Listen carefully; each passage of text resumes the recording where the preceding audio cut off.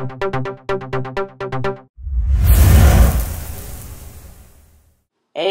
everybody, Cinema Squad viewers, CC Productions viewers, whatever, wherever you're watching this. Well, today I had day off of school, so I decided I needed to do something to fill the gap in my time. So I downloaded and watched Pulp Fiction off iTunes. And I've never seen a Quentin Tarantino movie. And everybody says, oh yeah, well, Quentin Tarantino's awesome. I've heard that from so many people. Didn't quite understand the hype. So, watched the movie. And,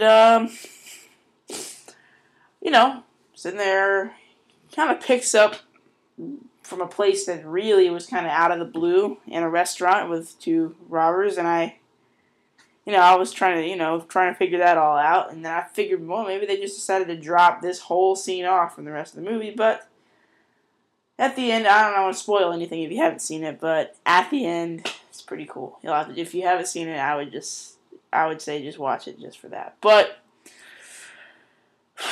the whole movie, if I could just define how it is completely done, and how everything goes together, is basically just like outrageous dialogues connected to violence and action. And that is how the entire movie carries itself from beginning to end. It's completely outrageous dialogue to gratuitous violence or just action sequences or whatever. And that's how the whole movie is carried from beginning to end. I mean, it pretty much follows that sequence to the T throughout the entire movie. And he could pull it off. Quentin Tarantino could pull it off. But I gotta tell you, while watching this movie, I figured, I might need to take a break from this. I don't know if I could sit here and watch this for 2 hours. Sitting there and having the same system of things going on and then beginning, and then it was, I don't know, I sat there, figured, okay, well, I guess I could take a break, but I didn't. I sat there, watched the whole movie, 2 hours and 15 minutes of it, or whatever it was, I don't remember. It was 2 hours and 15 minutes. And I figured, this is, it's pretty good, pretty excited, but it's not going to be it's not the best thing I've ever watched. It bores me, and then excites me, and then bores me, and excites me. The dialogue's cool, but it's not like it's fun or anything. I guess it's kind of fun. The dialogue's pretty weird. It's just random stuff that you could they lay on top of violence. I'll tell you this.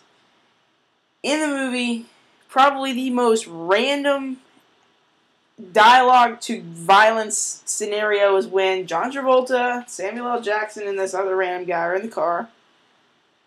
And they're arguing about divine interference or whatever, stuff about that. And then John Travolta turns to the guy in the back seat and he goes, what do you think about it? And then just accidentally shoots the guy in the face. He's it's just this most random thing. They're talking about this random stuff and then just shoots the guy by accident. And I'm just what? I don't really. And it's just stuff like that throughout the entire movie. They're talking about cheeseburgers, all kinds of stuff like that. And then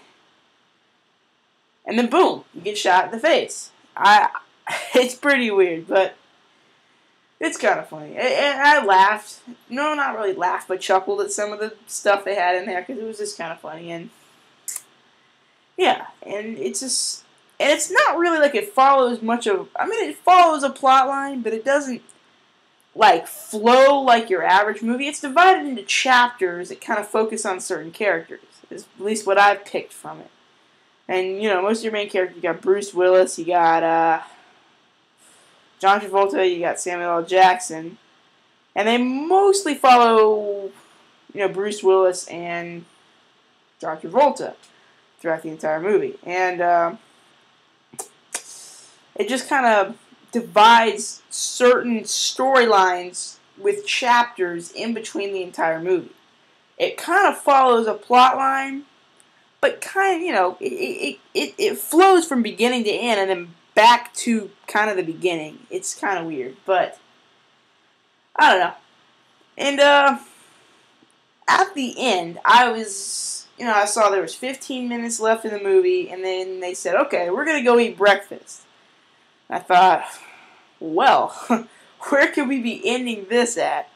We're going to eat breakfast. There's 15 minutes left in the movie. What could possibly go wrong? And then I realized they're in the same diner from the beginning of the movie. I really don't want to go any farther than that, but I will just tell you that after sitting through that entire movie and then having it end, that's the moment when you finally appreciate the entire movie. Because you sit there, you get kind of tortured in some sequences, waiting for things to happen. But at the end, at the end of the movie, that's when you finally appreciate the fact that you watched from beginning to end. And I think that's what made the whole movie worthwhile to me. If it hadn't had an ending sequence like that, I don't know if I really would have enjoyed it. But that's what I have to say about that. If you really want to see it, go rent it or buy it or however you use to get your movies. Well, thanks for watching this. I'm Colby with CinemaSquad.com and YouTube.com/CinemaSquad. You can check those out.